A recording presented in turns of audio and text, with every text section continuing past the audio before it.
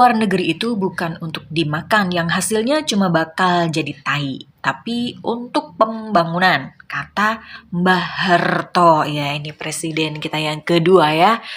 Bapak Muhammad Soeharto gitu ya, Haji Muhammad Soeharto. Nah, ini videonya, ayo kita lihat. Tapi kita baca dulu captionnya. Pinjaman negara itu bukan untuk dimakan, lantas jadi tai. Soeharto ya. Yuk kita lihat sekarang seperti apa videonya. Soal pinjaman sudah bisa bayar sendiri. Pernah saya katakan gitu. Dari mana bayarnya, Pak? Kok bisa membayar 100 miliar US dollar bisa bayar? Gimana? Di beberapa tempat sudah saya jelaskan, semua pinjaman itu kita gunakan bukan untuk dimakan, atas menjadi tai, itu saja tidak.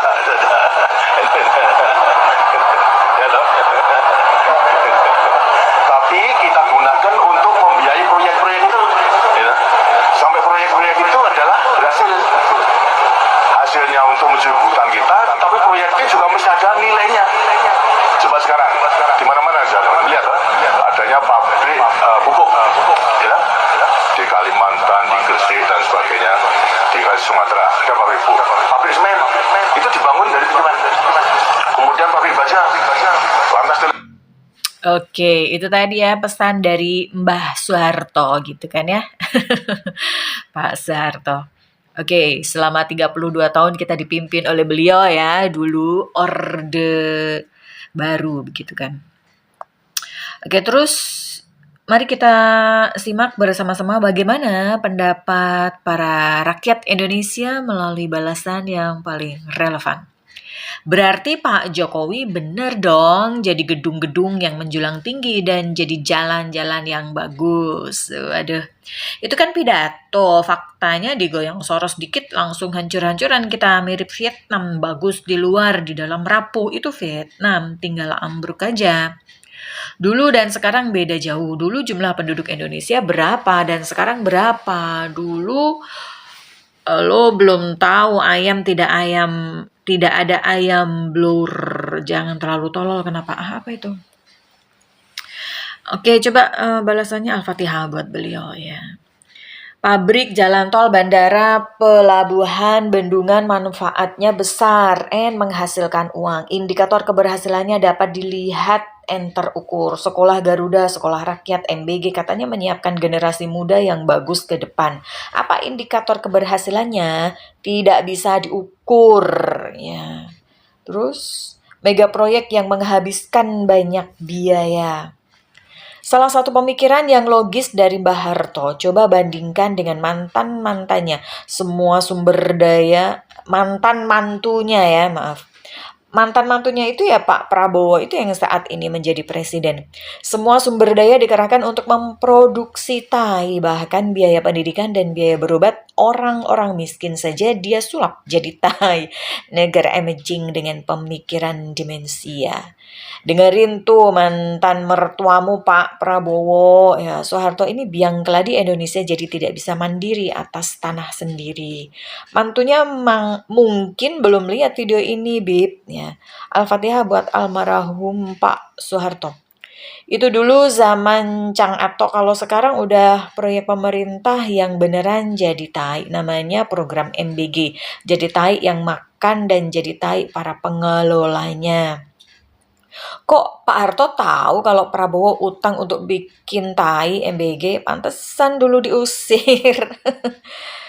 Kata Mbah Harto, sang bapak mertua ya. Ternyata inilah jawaban kenapa Pak Harto mengusirnya dari istana. Begitu juga Pak Habibie memecatnya. Kemudian dia kabur. Pembangunan Cendana jadi tai Cendana juga. Badut ya. Relawan banget buat MBG nih guys ya, literally utang untuk dimakan jadi tai. Itu dulu, sekarang buat bancaan Bib ya. Bagian jadi infrastruktur zaman Jokowi bilangnya masyarakat gak makan aspal. Padahal gara-gara itu paket dari Surabaya ke Jakarta yang dulunya bisa sampai 3 harian sekarang 24 jam sampai. Rezim Soeharto dan ribuan perusahaan di era tersebut tumbang karena hutang yang ngawur dan berlebihan. Hutang-hutang jumbo berjangka pendek untuk proyek-proyek investasi jangka panjang, pemerintah maupun swasta. Bank-bank swasta unregulated unoversighted gitu ya. Aktual rate rupiah terhadap USD ketahuan dan seterusnya. Pak wo rungokno, kalah cerdas rek ya, hidup Jokowi. Waduh. Pinter X moro tuane jebol, hewan ternak tuh dikasih makan bisa dimanfaatkan daging susu bahkan telurnya dan biar manut sama majikannya. Kalau anak-anak sekolah dikasih makan biar apa ya? Kenapa gak orang tuanya biar kuat nyangkul cari nafkah? Pikirkan secara logika, ayo coba ya. Presiden terlama yang citranya dirusak anak dan sekitarnya. Benar sekali. Best President, unlike Prabowo. Waduh, anak dan cucu saya harus dapat juga. Jenderal besar lulusan SD, membangun kroni-kroninya aja. Ya mestinya begitu, lebih cerdas Pak Harto ternyata. Kasih denger si Monomon ya, sisi Pak Prabowo. Menantunya durhaka, bikin kaya semua anak boleh juga. Kenapa Freeport dilepaskan ke asing? Waksam. Masalahnya kompleks. Saat itu Indonesia terlalu lemah buat melawan tekanan Amerika. Jikalau Freeport tidak dilepas ke Amerika, bisa jadi Papua yang lepas dari Indonesia saat itu. Makanya Soeharto lebih memilih Freeport yang lepas sebagian besar sahamnya. Oke, apakah sudah selesai komentar-komentarnya? Mari kita cek. Ternyata masih ada. Soeharto 1, Antek USA atas utang IMF PT Freeport. 2, dalang tragedi Gestapo 1965. 3, presiden terkorup Indonesia. Mari kita baca tulisan ini ya. Presiden Amerika Serikat Richard Nixon pada tahun 1967 mengatakan bahwa Indonesia adalah hadiah terbesar The Great East Prize di wilayah Asia Tenggara, tulis David Ransom, warga negara Amerika lulusan Harvard, dalam Berkeley Mafia and Indonesian Massacre, termuat di majalah Ramparts, edisi Oktober 1970. Berikutnya, waduh, Soeharto memang PKI. Waduh, tulisan siapa ini? Wawancara Dr. Subandiro ya. Sebagai Ketua BPI, bagaimana Anda melihat posisi Soeharto dalam tragedi G30S? Ya, seperti kata Latif, dia terlibat. Ketika itu kan dia pangkostrat yang bisa menyelamatkan para jenderal. Dia kan sudah tahu kalau peristiwa itu akan muncul melalui laporan pembantunya dan juga dari Kolonel Latif. Kenapa dia tidak melapor ke atasannya atau melakukan penyelamatan para jenderal? Menurut Anda sendiri, apakah Soeharto terlibat? Kedekatan Soeharto dengan Letkol Untung Kamaruzaman alias Syam dan Aidit itu urusannya apa kalau dia nggak punya kepentingan? Saya kira dia punya rencana khusus di sana. Dia bermain. Apakah itu berarti Soeharto PKI? Soeharto memang PKI, saya tahu itu. Penjelasannya bagaimana? Ketika peristiwa Madiun dan ketika Soeharto bertugas di Yogyakarta, saya lihat dia banyak berhubungan dengan Letkol Untung, Syam, dan DN Aidit yang notabene PKI. Lalu, apa sebenarnya yang dilakukan Soeharto saat meletus peristiwa G30S? Itu terjadi prosedur permainan Soeharto dalam momen itu.